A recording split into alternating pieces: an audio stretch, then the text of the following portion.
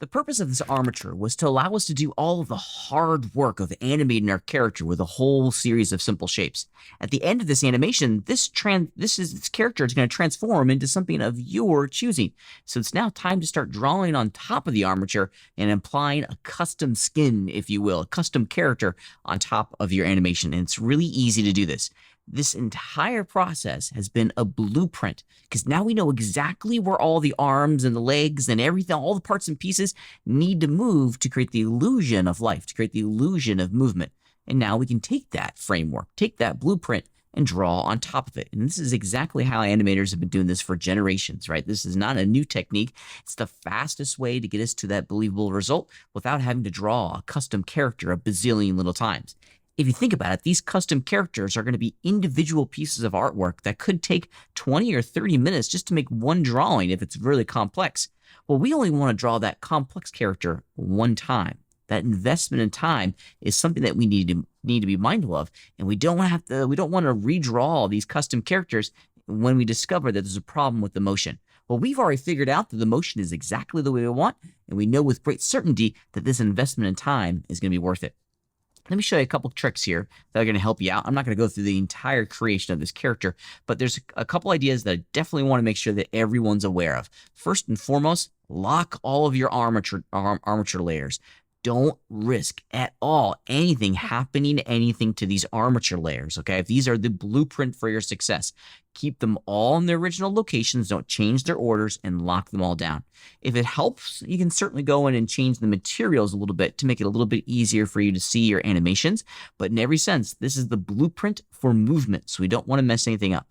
Also, we're going to make a new animation layer that's going to be, you can name it whatever you want. I'm going to name mine character, just so I know that this is the final character drawing. And this is going to go on top. So the order here is super important. It's going to go on top of the armature. And our goal here is to kind of cover up, if you will, the drawings that we've made here. So let's go downstairs into our timeline. And I want to put this keyframe that was automatically created at the location of my playhead when I created the animation layer. Let's just drag this to the right, to the left, and now we can start drawing on top of it. Let's enter into draw mode real fast, and we can get to work. And this is where it's going to be a whole lot of fun. I'm not going to go through and do a custom character because it's like watching paint dry. But at the very least, I want to show you some really important ideas, okay? So this is where we can go in and be real kind of strokey if we want. And I'm not in vertex coloring mode, excuse me. Make sure I'm good. Yep, that's good enough for me. Why is it not taking my color? Well, doesn't really matter for the time being. Let's go back into my solid stroke and let's give it its own new material. And we'll just call this one character. And I'll make the base color just something real bright, like a bright blue. There we go. Now we can see what I'm drawing on top of. Okay, so as we're going in and drawing on top of this thing, you may want to be mindful of the stroke quality yourself. This is where we can get real kind of brushy if we wanted to. Okay, this is where we're actually creating the final finished drawing of our character. So have fun with this, okay? This is where we get to really go in and customize things and make it the way we want it to look. So be very, very mindful of the drawing now. Now, if you want to make final finished lines, I've been intentionally staying real sketchy, okay? If you want to make nice, smooth outlines, here's a cool thing that you can turn on. Under your stroke pull-down menu, we have this really great tool called Stabilize Stroke. And what this is going to do is that it's going to allow us to make nice, smooth curves. The radius here, if you look real carefully, it's a little red dot with a line out of it. That's the radius of our solid stroke. So if we increase this radius, that little line is going to become longer. Yeah, and it's just going to allow us to make some really smooth curves. Without this on, you run the risk of it being real jittery. And that's okay. Sometimes people want it to be real jittery. But I can make nice smooth curves here as I increase the length of that of that little solid stabilizer down here. Okay, so if I make it like 190, look how long that little line is now. And I can create some really nice smooth strokes. Cool, huh? All right, let's go back into edit mode. I'm going to select all those strokes to the delete key, and now we're done with it. So to keep that in mind as we're working with the draw mode, and the whole idea, let me just turn stabilize stroke off. The whole idea is that we can go in and customize our character to make he or she or it whatever look like that we want to. Try real hard to make sure that whenever you're drawing, that you include the illusion of the hips. This is an important element for us, okay? Now, the reason why it's going from a big stroke into a small one is that I have this uniform thickness modifier applied to my character. So just keep that in mind if you want to keep everything consistent. I do, so I'm going to turn it back on. It's at 30 pixels, which is bigger than my radius. So let's put this to 30. That way I'm not seeing this clicky. Okay, back to the hips. Now, whenever you're drawing, you want to make sure that you're suggesting the hips in every way that we can, because it's important that our audience see the hip. The character lines go up, and then they can terminate here. Any way that you want, you can actually have these little lines go up here to suggest the hip bone if you'd like. But we need to make sure the audience sees and understands this hip joint in here. This is an important part of them understanding the anatomy of our character, so make sure that's in there. The legs are going to feel very disconnected and floating if there's not some sort of indication in here that there's a hip, okay? All right, same goes with the shoulder. You don't necessarily have to have a complete closed circle like that, okay? But you, at the very least, as you go through this process of making all these lines, make sure that you're suggesting that the arm is terminating somewhere into a curved shape. I like to put a little small indicator line up in the front.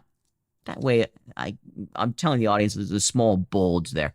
I'm not making a great drawing, and that's by design at the moment, but the idea is that we want to have something in there so the audience can see the hips, they can see the shoulders, and get a real solid feeling for where these joints are.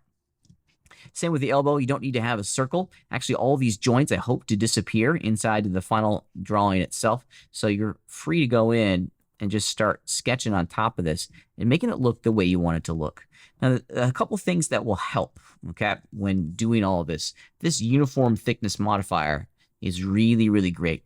Also, in edit mode, if you're getting real sketchy like this, let's turn off everything but this guy. There we go.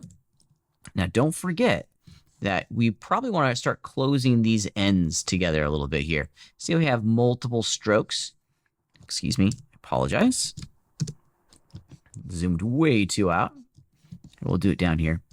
We probably start wanting to joining these strokes together. So go into stroke edit mode. Number 2 key in our top row. Select both of them, and then under stroke, let's join them together. That way we always have a line.